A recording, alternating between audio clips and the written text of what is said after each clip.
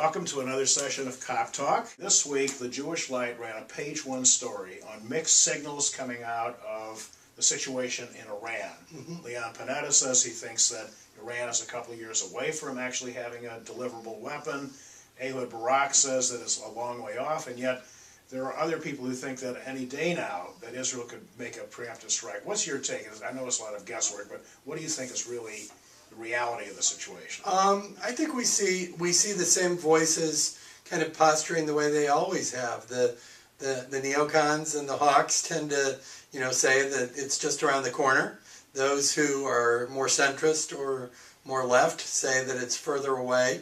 The truth of the matter is probably only the hardcore intelligence community has a true idea of what's going on. My sense when you listen to the public posturing, and most significantly Ahmadinejad's most recent comments about being willing to come back to the table and talk about the program, tells me that no matter how far away it is, they know they're hurting. And they know that there's big potential ruination in store if they can't deliver their oil across the world. I think the point about the UN inspectors is quite interesting. Do you think that it is a sincere effort? Are they operating out of fear? Or is this yet another stalling tactic the way the North Koreans used to buy more time to move forward? I don't think they can this time, because you look at the coalition that's been built this time, it's notably different than it was in the past. This time the European Union is closer to coming on board. This time the Russians are a little bit exasperated with Iran. China stands out there as the country that probably wants and most needs the oil, and they haven't been universal in getting behind and supporting Iran. So I think we're at a very different juncture at this point. I think the American approach in building coalitions across the world has been reasonably successful the last 2 years, notwithstanding some criticism of that approach.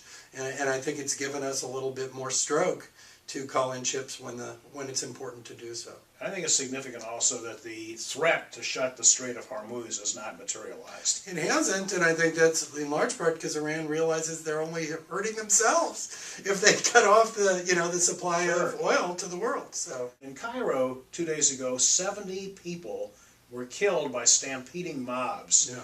And while it may not be directly related to the political chaos recently in Egypt, is this indicative of, does the Middle East have a choice between either tyranny of the kind of Mubarak or a Gaddafi or absolute anarchy in the streets? So what's going on here? Social change doesn't happen cleanly. It happens messily. We witnessed a decade of change in Iraq, and we saw how difficult it was for the parties to figure out how to work with one another. Now you have some who were successful in the elections wanting to move forward to stake their claim. You still have the military asserting authority, in the meantime, and you have those liberals and progressives who were kind of, in some ways, kind of shut out in the elections, taking a total of 20% of the seats. A lot of those who pushed hard for change, really weren't even listened to, in the elections. So it's messy, but I don't think it's indicative of what we're going to see 3, 5, or 10 years from now, and I certainly don't think